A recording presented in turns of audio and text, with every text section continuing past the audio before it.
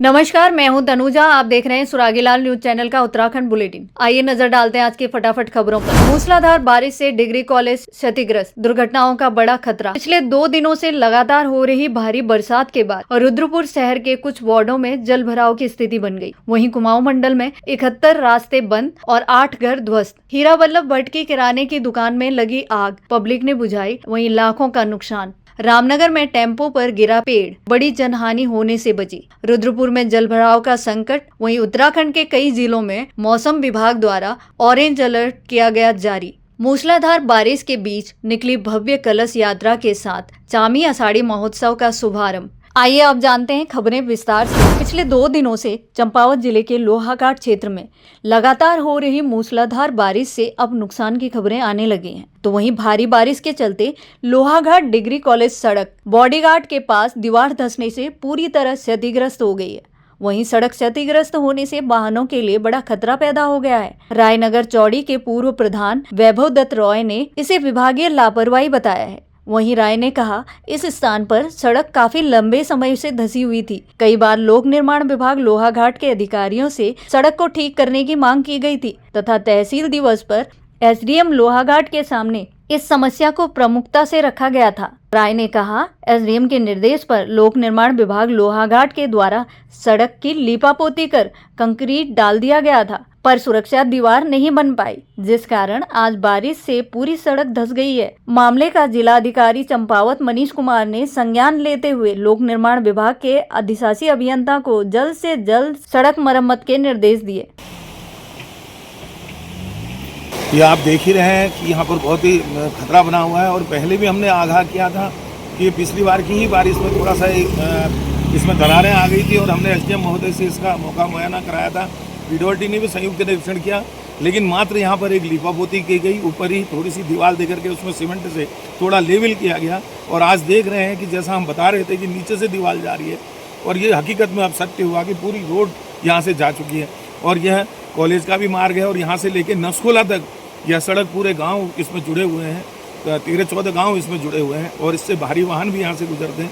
कोई भी दुर्घटना यहाँ पर हो सकती है। मैं निवेदन करूँगा प्रशासन से तत्काल इसको संज्ञान लिया जाए और इसे सुधारा जाए, जिससे कि आने वाली किसी दुर्घटना से बचा जा सकता है। ये पूरी रोड यहाँ से वहाँ तक आप देख ही रहे हैं, पूरा दरार आ चुकी है और किसी भी समय कोई भी यहाँ से अब देख ही रहे होंगे कि लगातार आवाजाही इस रोड से होती है और बहुत बड़ी दुर्घटना यहाँ पर हो सकती है।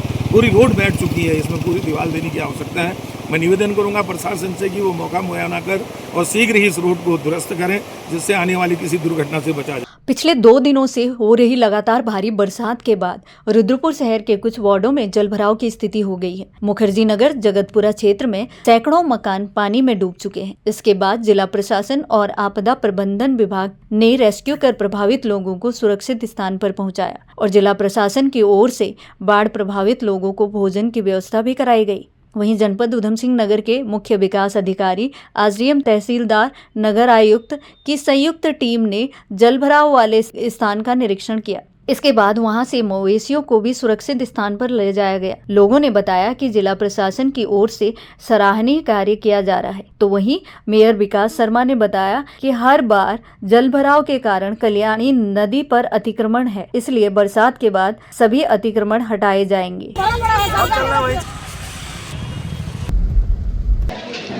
नगर निगम क्षेत्र में आज कल रात की बारिश से बहुत ज़्यादा जलभराव की स्थिति है। सुबह से मेयर साहब अपनी टीम के साथ और मैं अपनी टीम के साथ 4 सेक्टर बना रखे हैं हमने। सभी सेक्टर में हमारी टीम विद जेसीबी के लगी हुई है। हमारा पहला प्रयास है कि लोगों का जो ड्रेनेज का प्रॉब्लम है उसको जल्दी से जल्दी ठीक करें, ताकि लोगों के घरों में जो पानी घुस जा रहा है वो निकल पाए। काफ़ी कुछ पानी में सुबह से सफलता मिल भी गई है, क्योंकि कल्याणी का लेवल बीच में बढ़ गया था बहुत ज़्यादा, अब वो डाउन आ रहा है। तो उम्मीद करते हैं कि शाम तक सब कुछ नॉर्मल हो जाए। आज वार्ड नंबर 11 संजय नगर खेड़ा में हम लोग आए हुए हैं। हमारे साथ हमारे नगर आयुक्त आदरणीय श्री नरेश दुर्गापाल जी भी हैं। हमारी नगर निगम की टीम है, यहाँ की पार्षद नीतू और यहाँ के सारे कार्यकर्ता हमारे साथ हैं। और यहाँ पर जो नाला है, इस नाले पे बहुत पुराना अतिक्रमण हो रखा है और उस अतिक्रमण को भी हम जल्दी हटाएंगे। जिसने भी नाले पे कब्जा कर रखा है उनके हम घरों को तोड़ेंगे, जो भी अवैध कब्जा उसको हटाएंगे, ताकि ये नाला सुचारू रूप से चल सके। इसमें कैंप का भी पानी आता है, कृष्णा कॉलोनी का भी पानी आता है, 3 पानी का भी पानी आ रहा है, शास्त्री नगर का भी पानी आता है, तो इसलिए इस नाले को साफ होना, अतिक्रमण मुक्त होना बहुत आवश्यक है। आज अभी हमारे नगर आयुक्त जी ने अभी तुरंत यहाँ पर हमारे नाला गैंग को बुला दिया है। अभी 25 आदमी हम इस नाले में लगाने वाले हैं, ताकि इस नाले को और प्रॉपर जो इसका स्पेस बन सकता है बनाने का प्रयास करेंगे, और तुरंत बरसातों के बाद यहाँ जितना भी अतिक्रमण है उससे हटाएंगे, ताकि ये क्षेत्र दोबारा पानी से ना भरे। और ये मैं वादा करता हूँ कि अगली बरसात में इस क्षेत्र में पानी नहीं भरेगा। जो भी अतिक्रमण होगा उसको हम हटाएंगे, तोड़ेंगे, उस पर कार्रवाई करेंगे और इस नाले को चौड़ा करते हुए पुनः बेगुल नदी तक पहुँचाने का। आज अतिवृष्टि के कारण कल्याणी नदी के आसपास जहाँ पर भी अतिक्रमण वाले क्षेत्र थे और जहाँ लगभग हर साल पानी आता है, इस बार भी गत वर्षों की भांति वहाँ जल भराव हुआ है। प्रशासन और नगर निगम की टीम लगातार सभी इलाकों में अपनी नज़र बनाए हुए है। जिन लोगों को विस्थापित किए जाने की ज़रूरत है उनको विस्थापित किया गया, उनके लिए भोजन आदि के प्रबंध किया गया है। जगतपुरा, मुखर्जी नगर, आज़ाद नगर आदि क्षेत्रों में जो कि कल्याणी नदी से लगते हुए क्षेत्र हैं और जहाँ पर अतिक्रमण की वजह से लोग नदी क्षेत्र तक आ गए हैं, वहाँ पर जल भराव की समस्या हुई है। लेकिन अभी तात्कालिक रूप से एसडीआरएफ की टीम भी हमने बुलाई है और जिन लोगों को निकालना आवश्यक है उन क्षेत्रों से उनको निकाल के और उनके भोजन आदि की व्यवस्था भी उनको राहत शिविरों में रुकवा के की गई है। कितने शेल्टर हमने एक शेल्टर हमारा जहाँ पर हम खड़े हैं यहाँ पर जगतपुरा क्षेत्र में यहाँ बनाया हुआ है, आजाद नगर में होम पब्लिक स्कूल का बनाया है। अन्य जगह भी जहाँ पर ऐसी कोई परेशानी आएगी तो उसके लिए भी शेल्टर चिन्हित किए गए हैं और भोजन आदि की व्यवस्था जो हमारे करीब आजाद नगर में विस्थापन का कार्य चल रहा है।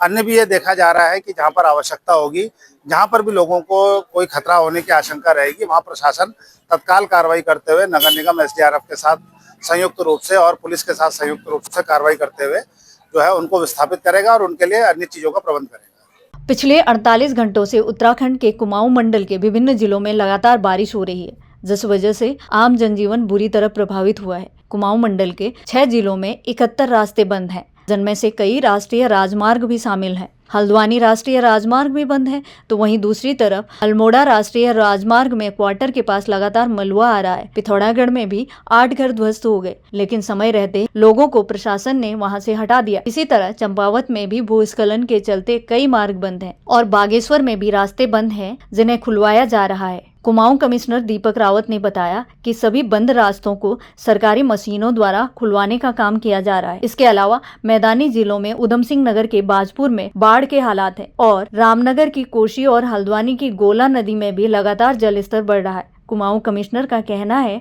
कि सभी जिलों में प्रशासन अलर्ट है और हर परिस्थितियों में लोगों की मदद को तत्पर है।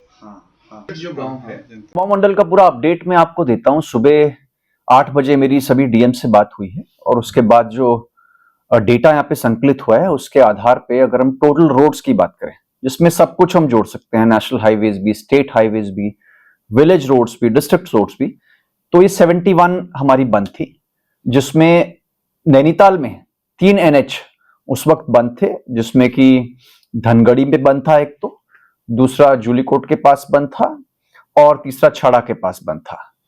उसके बाद आगे चलें तो क्वारप पे जो अल्मोड़ा पे पत्थर लगातार गिर रहे हैं वो अभी भी बंद हैं। टनकपुर चंपावत हाईवे भी उस वक्त बंद था लेकिन अभी खुल गया है। बागेश्वर की जहां तक बात करें तो उनका जो एक NH कपकोट से सामा होते हुए और नाचनी निकलता है वो टूवर्ड्स द एंड बंद था। कैलाश मानसरोवर यात्रा का हमारा चौथा दल जो कल टनकपुर से निकला था और धारचूला पहुंचा था, फिलहाल धारचूला में रुका हुआ है, क्योंकि धारचूला लिपुलेख मार्ग जो है इसमें मल्टीपल जगहों पे स्लाइड्स हैं और जब वहां पे सेफ कंडीशन मिलेगी रोड को खोल दिया जाएगा। कोशिश होगी कि आज वो दल बुदी या फिर गुंजी पहुंच जाए। वर्तमान में जो प्लेन्स वाले हमारे इलाके हैं इसमें बाजपुर में सुबह थोड़ा फ्लडिंग की स्थिति थी, लेकिन ये शहर में नहीं, कस्बों में ज्यादा थी और वहां पे हमारे जो प्रशासन के लोग हैं, सिंचाई विभाग के लोग हैं, वो काम कर रहे हैं। पिथौरागढ़ में ही क्वीटी के पास एक गांव में 8 मकानों के ध्वस्त होने की सूचना है, लेकिन समय रहते उनको वहां से निकाल दिया गया था और अहेतुक धनराशि उसी वक्त, बल्कि कल के दिन की बात है, कल ही वहां पे बांट दी गई थी। कंट्रोल रूम्स आपदा की जो मशीनरी है सभी अलर्ट हैं, सभी को कहा गया है कि विशेष मुस्तैदी बरतें, विशेषकर तलहटी पे बने हुए उन इलाकों में जो नालों के आसपास हैं, कल हल्द्वानी में भी इवैक्यूएशन जो नालों के आसपास लोग रह रहे हैं उनका करवाया गया था और कहा गया था कि जो उनके रिश्तेदार हैं, अन्य लोग जो सेफ जगहों पे रहते हैं वहां पे रहें, और फ्यूचर के लिए भी इस एसओपी को हम पूरी बरसात में फॉलो करें।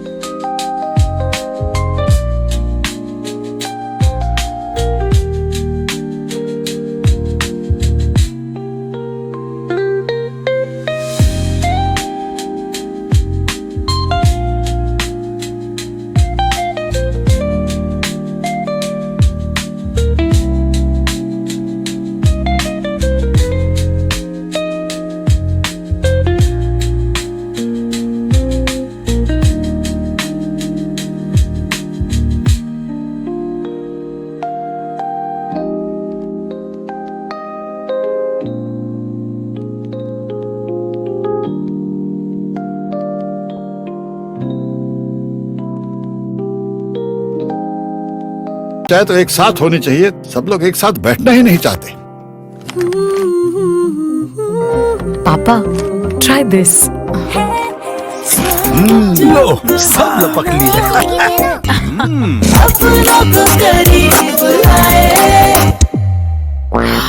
ये क्या हाल कर दिया है रूम का? बस कल से चाय। कल से चाय मेरे रूम में। देवर पान नमकीन। रुद्रपुर आवास विकास में बुधवार करीब 11:30 बजे हीरा वल्लभ भट्ट के आवास विकास स्थित किराने की दुकान में अचानक आग लग गई। घटना के समय आसपास के लोगों में अफरा तफरी मच गई, लेकिन स्थानीय लोगों की सतर्कता और तत्परता से बड़ी अनहोनी टल गई। प्रत्यक्षदर्शियों के अनुसार आग की सूचना तुरंत फायर सर्विस को दी गई, लेकिन दमकल वाहन के पहुंचने से पहले ही लोगों ने मिलकर आग पर काबू पा लिया था। आग बुझाने के लिए पानी की बाल्टियां और अग्निशमक यंत्रों का उपयोग किया गया। वहीं हीरा वल्लभ भट्ट ने बताया कि आग से दुकान में रखा माल जलकर राख हो गया। वहीं प्रारंभिक अनुमान के अनुसार करीब 1 से 2 लाख तक का नुकसान बताया जा रहा है। आग लगने का कारण शॉर्ट सर्किट बताया जा रहा है। हालांकि इसकी आधिकारिक पुष्टि जांच के बाद ही की जाएगी। स्थानीय लोगों की तत्परता से बड़ी दुर्घटना होने से टल गई। मौके पर पहुंची पुलिस व दमकल की टीम ने घटनास्थल का निरीक्षण कर सुरक्षा के उपाय सुझाए।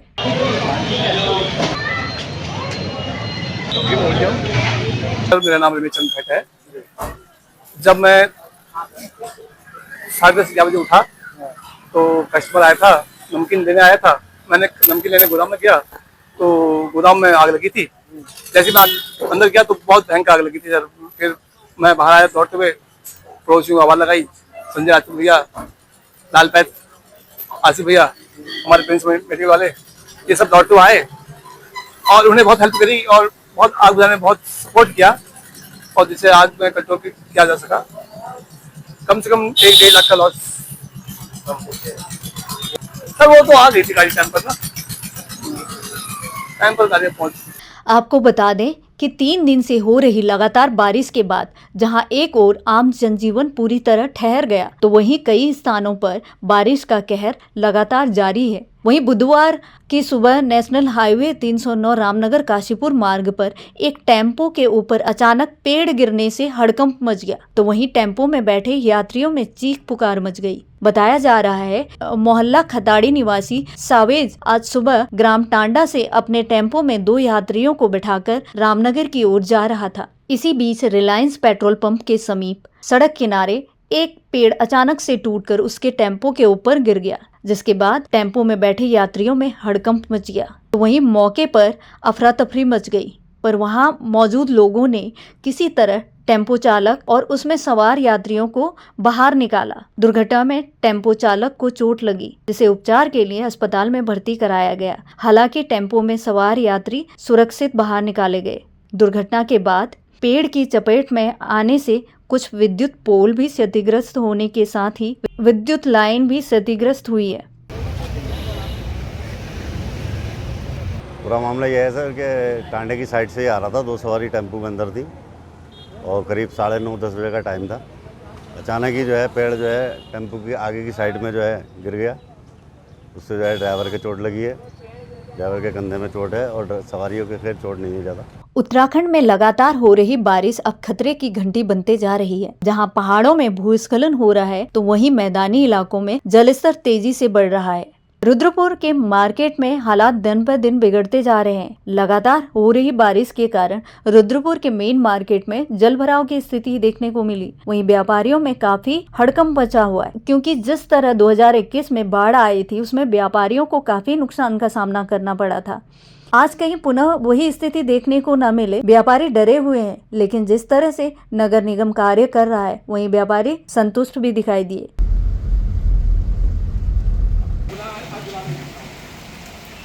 नहीं, मुख्य बाजार में लगातार नहीं, पूरे रुद्रपुर में लगातार बारिश हो रही है और जलस्तर बढ़ने के कारण मुख्य बाजार में पानी आ रहा है। जो सिविल लाइन से पानी आता है वो सीधा गांधी पार्क होते हुए बाजार में आता है।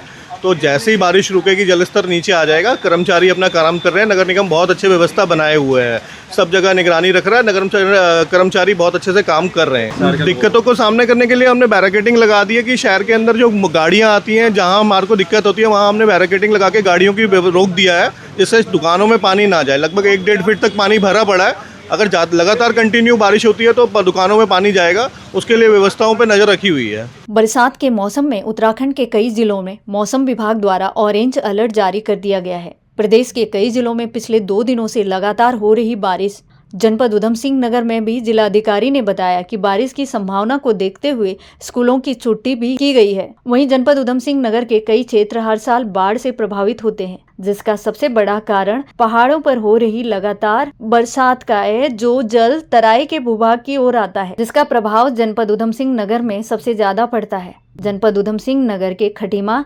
सितारगंज, बाजपुर और काशीपुर, रुद्रपुर शहर में बाढ़ और जलभराव का खतरा सबसे ज्यादा है। बाढ़ को देखते हुए जिला प्रशासन और आपदा प्रबंध विभाग की टीम पूरी तरह मुस्तैद है।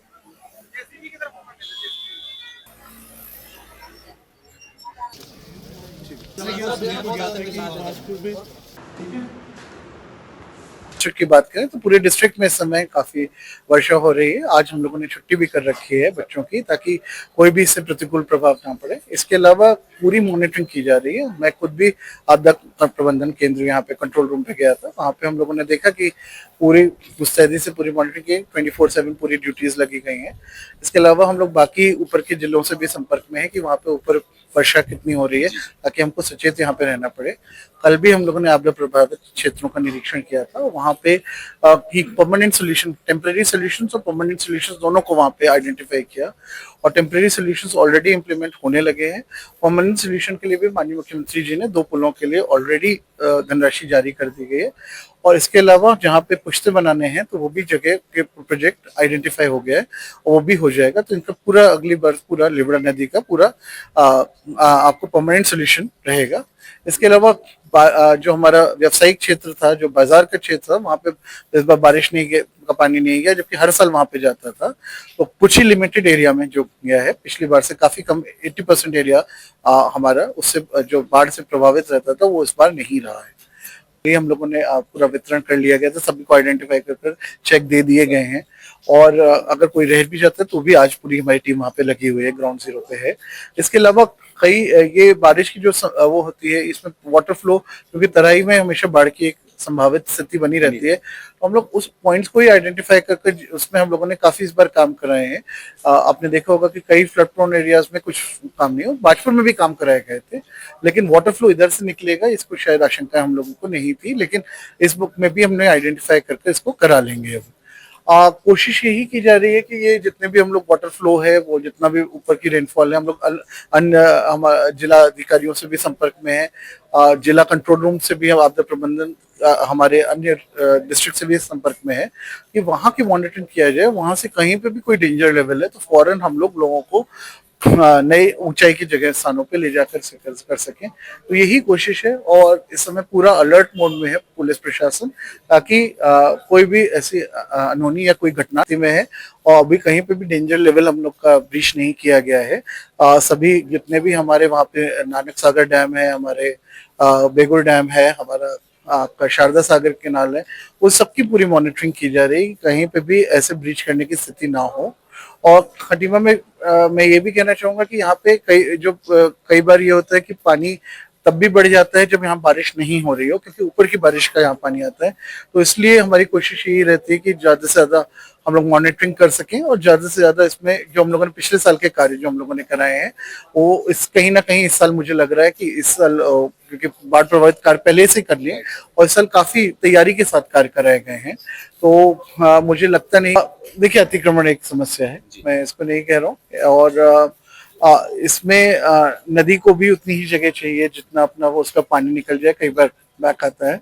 और इसमें हमेशा हम लोगों के लिए अतिक्रमण एंक्रोचमेंट रिमूवल एक चैलेंज रहता ही है, ठीक है, लेकिन इसमें सभी के साथ मिलकर कोई सोल्यूशन निकाल कर कार्रवाई की जाएगी।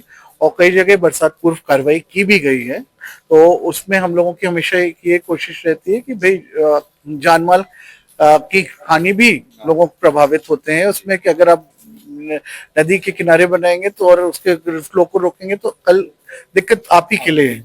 तो इसीलिए एंक्रोचमेंट रिमूवल प्रशासन की प्रायोरिटी में हमेशा रहता है, और हमेशा ये कोशिश रहती है कि किसी की भी कोई भी हालत में कोई जान माल की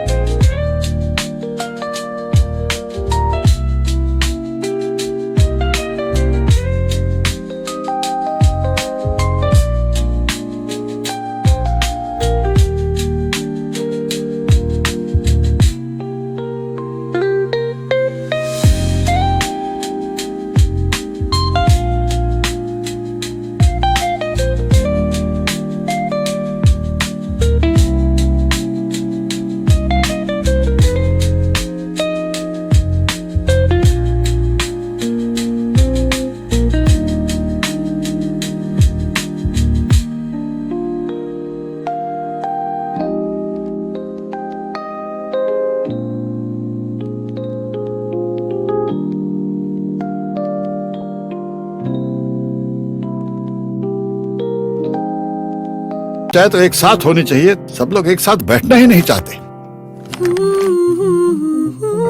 पापा ट्राई दिस। लो सब लपक लिए।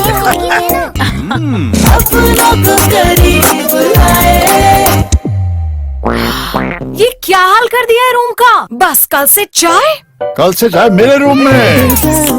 देवर पान नमकीन। चंपावत जिले के बाराकोट ब्लॉक के दूरस्थ चामी गांव में आज मंगलवार को मूसलाधार बारिश के बीच महिलाओं के द्वारा निकाली गई भव्य कलश यात्रा के साथ 5 दिनी आषाढ़ी महोत्सव का शुभारंभ हो गया।